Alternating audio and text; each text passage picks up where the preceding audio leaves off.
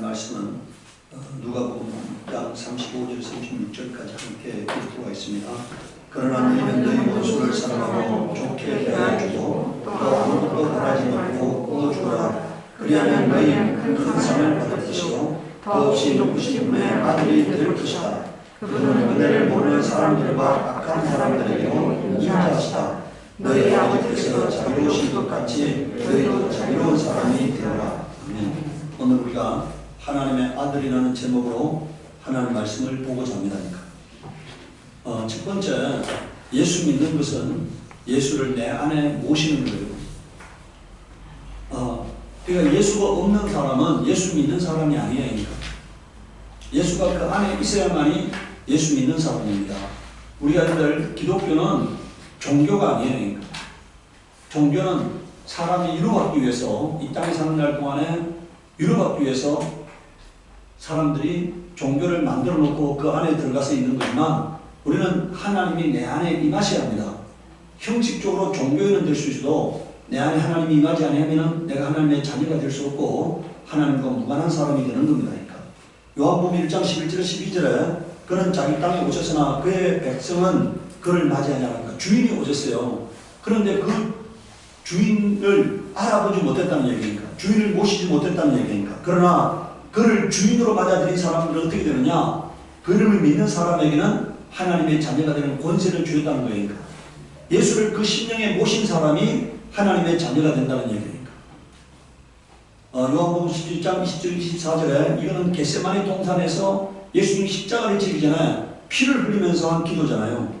나는 이 사람들을 위해서만 비는 것이 아니고 이 사람들의 말을 듣고 나를 믿는 사람들을 위해서도 빕니다. 아버지께서 내 안에 계시고 내가 아버지 안에 있는 것과 같이 그들도 하나가 되어서 우리 안에 있게 하여 주옵소서. 이렇게 기도하고 있어요.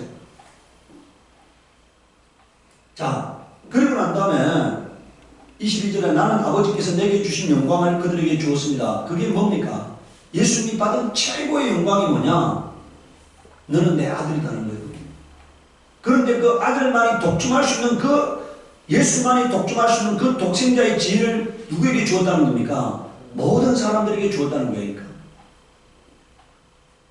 베드로는요, 변형성상에 갔을 때 이는 내 사랑하는 아들이요 내 기뻐하는 말을 직접 들었다. 그것이 나중에 베드로 후서에 가가지고 그때 예수님께서 영광을 받으셨다고 말씀하고 있으니까.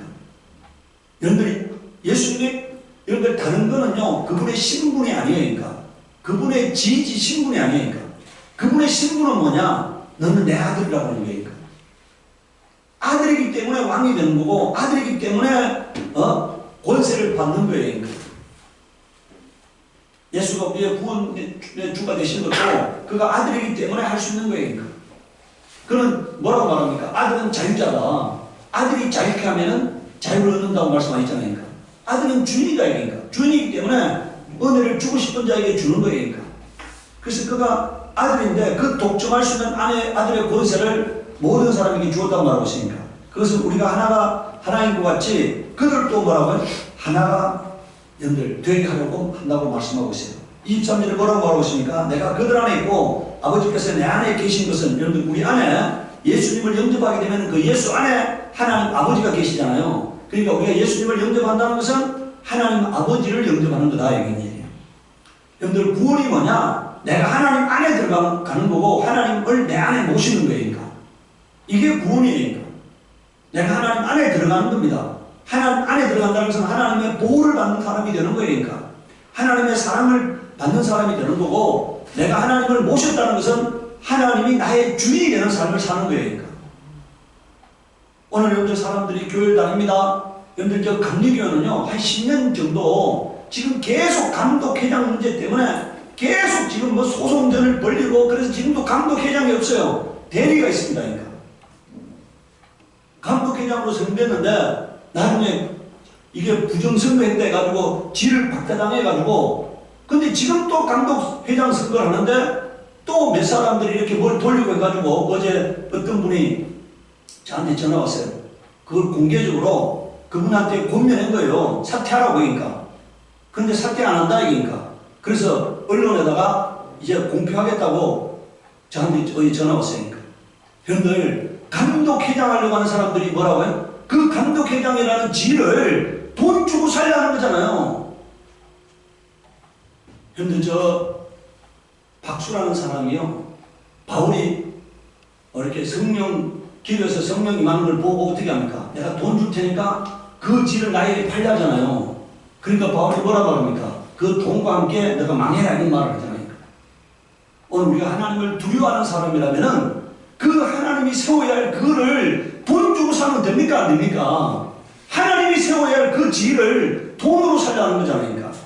하나님을 감동시켜서 하나님이 인정하는 사람이 되려고 하지 않고 돈 주고 사람의 마음을 얻으려고 하는 거니까. 이게 여러분들 타락되지 않으면 그런 일은 도저히 일어날 수 없는 거예요. 오늘 우리 여러분들 하나님을 내 안에 모셔서 하나님이 나의 삶의 주인이 되게 하는 겁니다. 그것이 오늘 예수 믿는 거니까. 여러분들 24절을 보십시오. 아버지께서 내게 주신 사람들도 내가 있는 곳에 나와 함께 있게 하여 주시고 창세전부터 아버지께서 나를 사랑하셔서 내게 주신 내 영광을 그들도 보게 하여 주시기를 빕니다. 이렇게 말하잖아요. 이게 뭔 말입니까? 예수님만이 누려야 할 그 환경을 예수 믿는 자들도 같이 누리고 싶다 이런 얘기니까. 그래서 예수님이 이 땅에 오신 거예요. 오늘 우리는요, 그런 예수님만이 독점할 수 있는 그 권세와 영생 복락을 나도 누리게 되었다는 그 자긍심 갖고 그것을 귀하게 여기고 그것을 잃지 않으려고 노력하는 사람이 되어야 합니다. 오늘 그 설레임을 상실한 사람들은 그리스도인이 아니에요. 하나님이 내 안에 있어야만이 내가 하나님의 자녀가 되는 겁니다. 그것을 오늘 우리는 뭐라고 합니까? 임마누엘이라고 해요. 하나님이 내 안에 계셔서 나와 함께가 된 이 영적 상태를 임마누엘이라는 겁니다. 우리가 늘 동행이라는 말은 나란히 있어서 같이 걸어가는 것을 동행이라는 거고 함께라는 것은 하나가 되는 거예요. 그러니까 완전히 하나가 되는 거예요. 우리가 감나무를 잘라가지고 감나무 이 고용나무에다 감나무를 접을 붙이면 어떻게 됩니까? 하나가 되는 거잖아요. 나무가 완전히 하나가 되는 거잖아요. 그것처럼 하나가 되는 것을 우리가 임마누엘이라는 것입니다. 두 번째, 예수 믿는 것은 예수의 말씀에 복종하는 거니까. 예수 믿는 게 뭐라고요? 예수 말씀에 뭐라고요? 복종하는 것이 예수 믿는 거다. 그러니까 로마서 1장 5절에 보십시오. 우리는 그를 통하여 은혜를 입어 사도의 직분을 받았습니다. 그것은 우리가 그 이름을 전하여 모든 민족이 믿고 순종하게 하려는 것입니다. 이렇게 있잖아요. 왜 사도로 시험을 받았느냐? 사도의 직분의 핵심이 뭐라는 겁니까? 말씀에 순종하게 하는 것이 사도의 직분의 목적이에요. 사람들이 하나님 말씀을 듣고 그 말씀에 순종하게 하려는 거다. 그러니까 순종이 없는 것은 종교가 될 수는 있어도 그리스도인이 될 수는 없어요. 하나님의 자녀가 될 수는 없으니까. 베드로전서 2장 8절에 보십시오. 또 걸리는 돌과 넘어지게 하는 바입니다. 그 예수가 뭐냐? 여러분들 산돌을 하잖아. 예수님을 산돌이다 보니까. 근데 그 돌의 역할이 뭐냐? 예수 믿고 순종하는 자에게는 구원의 반석이 되시고 예수 안 믿는 자에게는 모퉁이 머릿돌이 되셔서 걸려 넘어지게 한다는 거예요. 그러니까. 예수가 그러니까 뭐냐? 구원의 주가 되시면서 심판의 주가 되시는 거예요. 그러니까. 말씀을 순종하는 자에게는 구원의 주가 되시고 말씀을 불순종하는 자에게는 심판의 주가 되신다 이런 얘기니까. 여러분들 거기에 뒤에 말씀하고 있어요. 그들이 걸려서 넘어지는 것은 말씀을 뭐라고 계십니까? 순종하지 않기 때문에 이렇게 말하고 있잖아요. 순종하지 않기 때문이며 또 그렇게 되도록 하나님이 정해 놓으셨다는 거니까. 예수 믿자 여러분들 예수님의 말씀에 순종하지 않는 자에게는 반드시 넘어지게 하셨다는 거예요. 지금 우리 전 세계가 저는 코로나가 지금 전 세계에 돌고 있잖아요. 저는 어떤 생각을 하냐? 하나님의 추수가 시작됐다고 보고 있습니다. 영적 추수가 시작되었다 이러니까. 참과 거짓을 구별하는 거예요. 이럴 때요, 진짜 믿음을 가진 자와 가짜 믿음을 가진 자들이 구별되는 거예요. 그러니까. 예배를 못 들어서 영적으로 힘들어하고 갈급하고 그래서 예배를 사모하는 그런 사람들은 목숨 걸고 예배를 지키려고 하는 거고, 여러분 오늘 우리가 비대면 예배 드린다니까 수많은 사람들이 교회를 떠나는 거예요. 수많은 사람들이 이제 가가지고 예배 안 들어보니까 너무나 편안하잖아요. 강릉 할아버지가 뭐라 말씀하시느냐면요, 나이가 90이잖아요. 집에 가가지고 하루 이틀만 누워있으면은 거기 가서 산에 가서 일하고 싶은 마음이 없어진대요. 그런데 그렇게 하면은 어떻게 됩니까? 한 번, 두 번 눕기 시작하면은 누우니까, 그리고 하기 싫어지니까 억지로 매일같이 한다는 거니까. 매일같이 하고 억지로 한다는 거니까. 그게 오늘 자기가 건강을 지키는 비결이라고 말하고 있어요. 오늘 우리가 영적 생명을 지키는 방법이 뭐냐? 예배에 끈을 놓지 않는 거예요. 그러니까 어떤 상황이 와도 예배에 끈을 놓지 않아야 하는데, 이 비대면 예배 드리면서 사람들이요, 이제 육적 평안을 추구하게 되고 믿음에서 떠나가게 되는 것입니다. 그러니까. 야고보서 2장 22절에 보십시오. 그대가 보는 대로 믿음이 그의 행함과 함께 작용을 하는 것입니다. 그러므로 행함으로 믿음이 뭐라고요? 완전하게 되었습니다. 여기서 행함이란 말은 순종을 말해요. 순종으로 믿음이 완전하게 된다는, 완성된다는 거니까.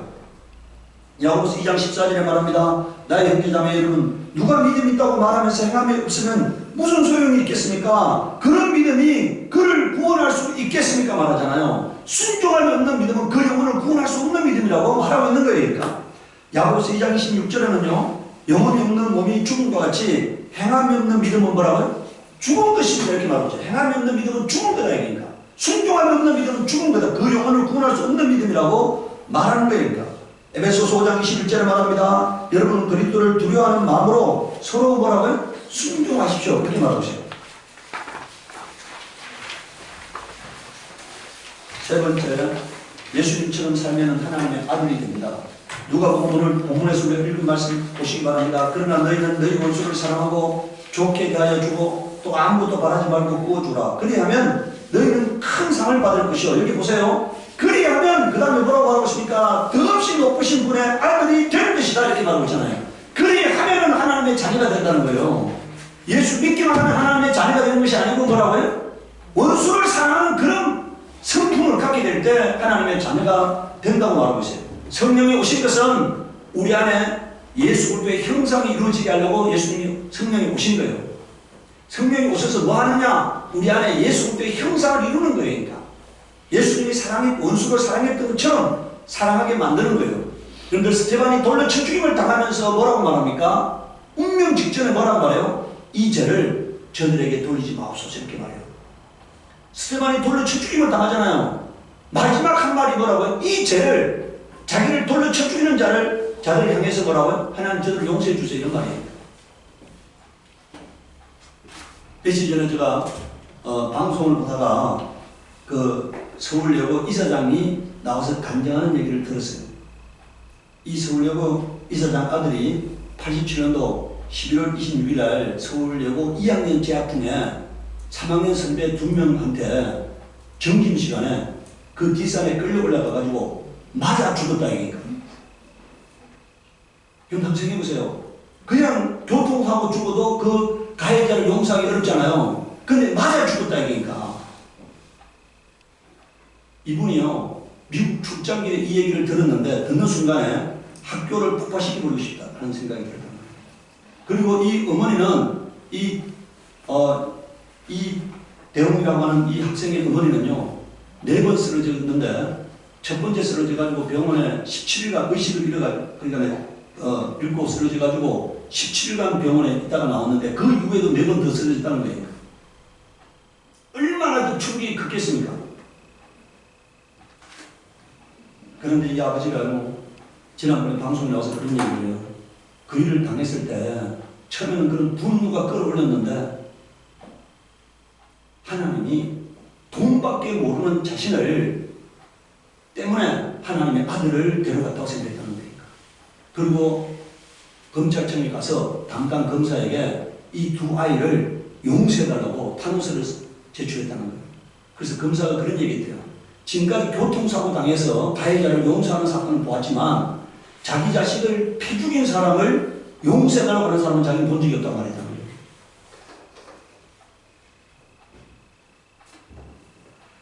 그리고 이분이 그 이후부터 그 지금 서울여고 이사장, 그러니까 그 이사장이 87년도에 아들이 죽었잖아요. 그러고 난 다음에 그 아들 이름으로 장학회를 만들어서 한 3만 명에게 장학금을 지급했고, 2010년도에 그 서울여고가 이 뭐 행정사건 뭐 여러가지 사건으로 학교가 무너질 상황에서 이 학교를 인수한 거예요. 그래서 지금 수백억의 사재를 들어서 이 서울예고를 최고의 학교로 만들어가고 있다는 겁니다. 자기 아들이 사랑하는 학교를 자기가 이렇게 그게 있는 모든, 이제 자기 아들은 한 명 죽었지만 거기에 있는 모든 사람들이 자기 아들, 딸이 됐다고 생각하는 거니까. 그런데 오늘 우리가요, 분노 앞에서, 분노할 수밖에 없는 그 원수 앞에서 우리가 같이 분노할 수도 있고 사랑할 수도 있어요. 같이 분노하면 세상 사람들과 똑같이 되는 거고, 사랑하면은 예수 그리스도의 사람 같은 사람이 되는 거잖아요. 네. 쉽지 않아요. 불가능한 일일 수도 있어요. 근데 손양원 목사도 그렇게 하셨잖아요. 그러니까. 자기 아들을 죽인 그 무장 공비를, 그 좌파 사람을 사랑했잖아요. 공산당에 가입한 그 청년들한테 자기 아들이 죽었는데 그 죽인 사람을 자기의 양자로 삼아가지고 사랑했잖아요. 그게 오늘 우리 주 예수 그리스도의 마음인 것입니다. 여러분들 읽어보세요. 너희 아버지께서 자비로우신 같이 너희도 뭐라고요? 자비로운 사람이 되어라 이렇게 말하고 있잖아요. 자비로운 사람이 되어라. 로마서 6장 17절 18절에 말합니다. 하나님께 감사하는 것은 여러분이 전에 죄의 종이었으나 이제 여러분은 전에 받은 교훈에 본에 마음으로부터 순종함으로. 전에 받은 교훈이라는 게 뭐예요? 하나님 말씀을 말해요. 말씀에 순종함으로써 어떻게 됐다는 겁니까? 말씀에 순종함으로써 죄에서 해방하게 되었다는 거예요. 그럼 순종함이 없으면 어떻게 된다는 거예요? 죄에서 해방되지 않는다는 거예요. 의인이 될 수 없다는 거예요. 그러니까. 하나님 말씀에 순종할 때 의인이 되는 겁니다. 네 번째, 하나님 말씀대로 순종하는 자가 천국에 들어가요. 누가복음 6장 46절 49절에 말합니다. 어찌하여 너희는 나더러 주님 주님 하면서 내가 말하는 것은 행하지 않느냐 이렇게 말하고 있어요. 주여 주여 했다면 뭐란 얘기입니까? 주여 주여 하는 자라면은 하나님 말씀에 순종해야 한다는, 행해야 한다는 거잖아요. 행하는 사람은 반석 위에 집을 지은 사람이고, 행하지 않는 사람은 모래 위에 집을 지은 사람이라고 말하고 있어요. 이 모래 위에 지었다는 얘기는 뭡니까? 반드시 믿음이 무너진다는 얘기니까. 위기가 오면은 믿음에서 떠나게 되고 배도하게 된다고 말하고 있는 거예요. 구원의 결실을 맺을 수 없다는 것을 말하고 있는 것입니다. 그러니까. 행하는 믿음은 영혼을 구원할 수 없다고 말씀하고 있는 거니까. 이게 주님의 말씀입니다. 행하는 사람은 믿음에서 떠나게 된다 이게니까. 요한복음 3장 36절에 보십시오. 아들을 믿는 사람에게는 영생이 있다. 아들에게 순종하지 않는 사람. 여러분들 믿음이란 말과 순종이란 말은 같은 말이에요. 그럼 여러분들 여기서 믿는 사람에게는 영생이 있는데 믿지 않는 사람, 다시 말하면 순종함이 없는 사람에게는 영생이 없다는 거예요. 요한복음 12장 47절에서 50절에 말합니다. 어떤 사람이 내 말을 듣고서 그것을 지키지 않는다 하더라도 나는 그를 심판하지 않는다. 나는 세상을 심판하는 것이 아니라 구원하러 왔다. 나를 배척하고 내 말을 받아들이지 않는 사람을 심판하시는 분이 따로 계시다. 여기 보세요. 내가 말한 바로 이 말이 마지막 날에 그를 심판할 것이다. 순종하지 않은 것에 대해서 심판하시겠다는 거니까. 말씀에 대해서 순종하지 않은 것에 대해서 심판하시겠다는 거예요. 왜냐하면 이 말은 예수님 자신의 말이 아니고 누구의 말이라고요? 하나님 아버지가 하라고 일러준 대로 정했기 때문에 그 아버지의 말씀이 너를 심판할 것이라는 얘기입니다. 예수님은 하나님 아버지의 말씀을 명령으로 받았다고 말씀하고 있어요. 히브리서 5장 7절에서 9절에 말합니다. 예수께서 육신으로 세상에 계실 때 자기를 죽음에서 구원하실 수 있는 분께 큰 부르짖음과 많은 눈물로서 기도와 탄원을 올리셨습니다. 하나님께서는 예수의 경외하심을 보셔서 그 간구를 들어주셨습니다. 여러분들 8절에 보세요. 그는 아드님이시지만 고난을 당함으로써 순종을 배우셨습니다. 그러니까 예수가 받은 수많은 고난은 뭐란 얘기입니까? 예수님이 받은 수많은 고난은 순종을 위한 것이었다. 하나님이 예수님께 뭘 요구하셨다고요? 아들이신 예수님한테도 뭘 요구하셨다고요? 순종을 요구하셨다는 얘기입니다. 그래서 예수님은 그 고난을 통해서 순종을 배웠다는 얘기입니다. 오늘 우리가 이 말은요, 오늘 우리도 살아가는 날 동안에 수많은 고난의 시기가 다가오는데 그 고난은 뭘 위해서 요구되는 겁니까? 순종하도록 하는 장치들이라는 얘기입니다. 우리가 받는 고난, 이 땅에서 당하는 고난은 하나님이 뭘 요구하신다고요? 고난을 통해서 순종을 요구하시는 거예요.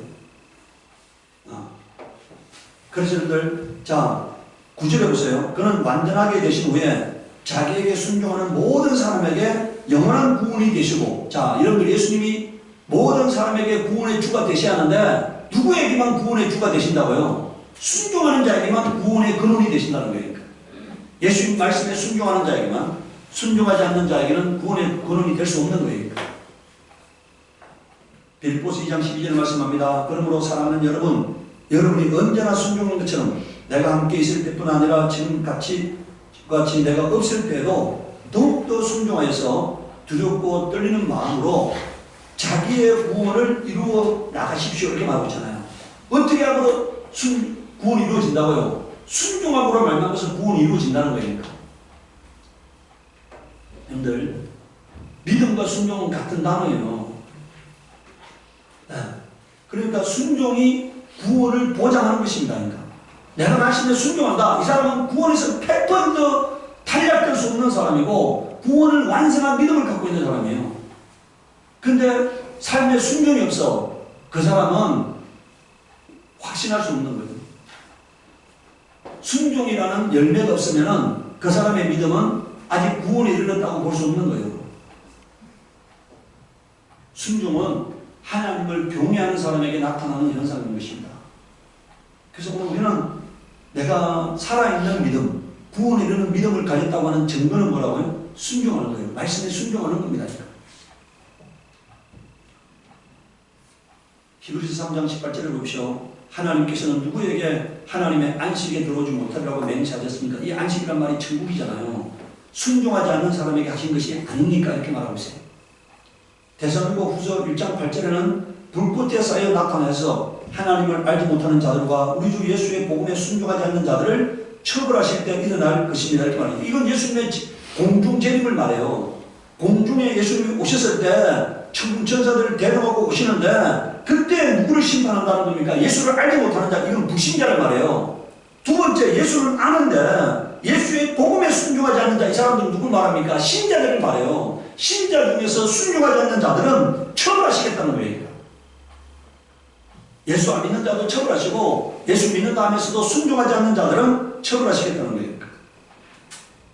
베드로전서 4장 17절에 보십시오. 하나님의 집에서 심판을 시작할 때가 되었기 때문입니다. 심판이 우리에게 먼저 시작되면 힘들겠어요. 여기서 우리라는 말이 누굽니까? 사도들 같이 신실하게 믿는 사람들에 대한 얘기입니다. 사도들에게도 심판이 시작된다면 하나님의 복음에 순종하지 않는 자들의 마지막이 어떠하겠습니까? 이렇게 말하고 있어요. 오늘 우리가 세상을 살아가는 날 동안에 수많은 고난을 당합니다. 이 고난은요, 제가 지난번 언제 얘기했죠. 성도에 대한 심판은 언제 일어난다고요? 살아있는 날 동안에 육체가 고난당함으로 심판받아요. 불신자에 대한 심판은 언제 일어납니까? 죽어서 영원히 심판받는 거예요. 그러니까 성도는 한 번의 심판만 있는 겁니다. 살아있을 때 육체가 고난당하는 심판만 있는 거예요. 영혼에 대한 심판이 없는 거예요. 그런데 불신자에 대한 심판은 육체가 받는 심판과 영혼이 받는 심판 두 가지가 함께 있는 것을 말해요.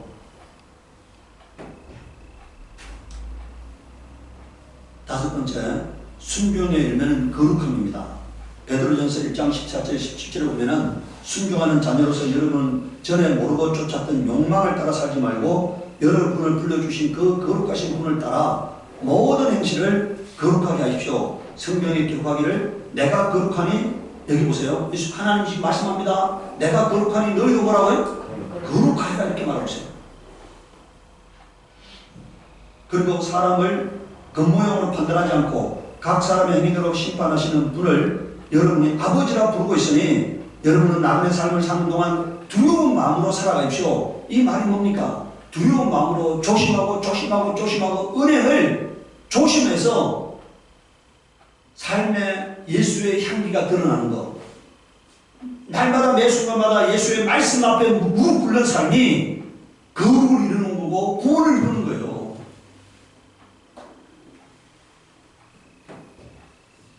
그래서 날마다 두렵고 떨리는 마음으로 내가 신부로서, 예수 그리스도의 신부로서의 그 긴장감을 놓지 않는 게 우리 영혼의 구원을 보장하는 것입니다.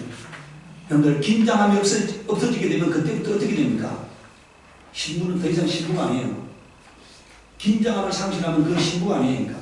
긴장함을 항상 마음속에 품고 예수 그리스도 오시는 그날을 바라보면서 내가 예수께서 맡겨주신 삶에 최선을 다하는 게 바로 오늘 우리가 그리스도인이 이 땅에서 살아가야 할 삶의 모습인 것입니다. 하나님은 우리 예수나라교회가 그런 교회가 되게 하려고 부르셨습니다. 오늘 우리는 그런 교회로서 하나님 앞에 세워져야 합니다. 이 시간 우리 기도할 때 하나님, 내가 하나님의 자녀가 되었습니다. 하나님의 사랑하던 자가 되었습니다. 내 안에 오셔서 나를 주관하시고 나를 다스리시고 나를 인도하사 거룩의 열매 맺는 자가 되게 하시옵소서. 우리 기도하고 있습니다.